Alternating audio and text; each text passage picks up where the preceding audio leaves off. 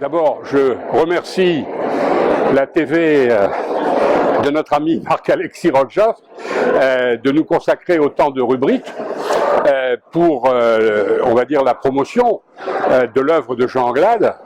Alors effectivement, Jean Anglade était un écrivain de papier et on a déjà eu énormément de difficultés à le convaincre d'utiliser l'ordinateur parce qu'il ne croyait pas à l'informatique. Malheureusement, l'informatique est là et demain, il y aura sans doute des technologies encore plus élaborées. Mais moi, je pense que le livre a toujours un bel avenir devant lui. Pourquoi? Parce que c'est un problème affectif.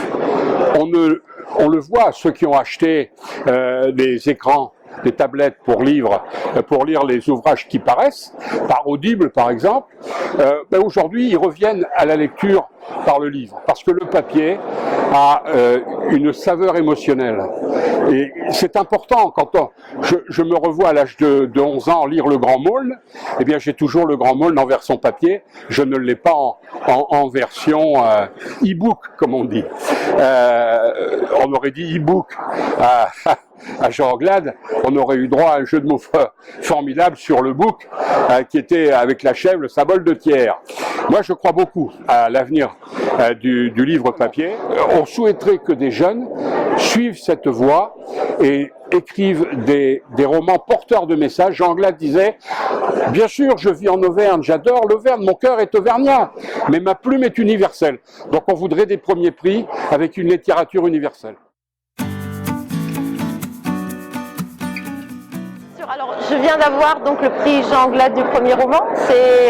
J'en suis très très heureuse parce que ça symbolise un homme qui était pétri d'humanisme, et c'est ce que j'ai un peu essayé de faire ressortir moi dans mon roman. Alors ça se passe sur le canal de l'Ourcq. À l'époque, il y en a encore aujourd'hui, mais beaucoup moins, mais à l'époque où il y avait des villages, des favelas, des bidonvilles, des villages de carton, de papier, de plastique et de tôle, et des gens habitaient dans ces villages.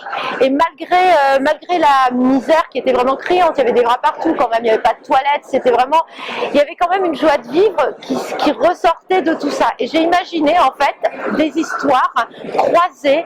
Il y a Juno, le Brésilien, qui vit de l'autre côté du canal. Il y a Sandra, l'ancienne assistante qui a le syndrome de Gilles de la Tourette. Il y a le vieux. Alors le vieux, c'est lui qui commence l'histoire. Il meurt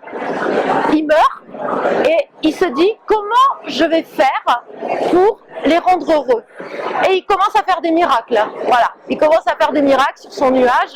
Et il y a Nouri, le violoniste virtuose qui vient de Hongrie, qui est déformé physiquement, qui est il a un peu le masque d'Elephant Man, quoi, en fait. Donc c'est vraiment des gens, mais qui réussissent quand même. Et l'objectif, c'est de voir comment on peut rechercher le bonheur. Et est-ce que finalement, quand on en donne trop, quand on donne trop de miracles, est-ce que finalement ça embarrasse pas? Parce que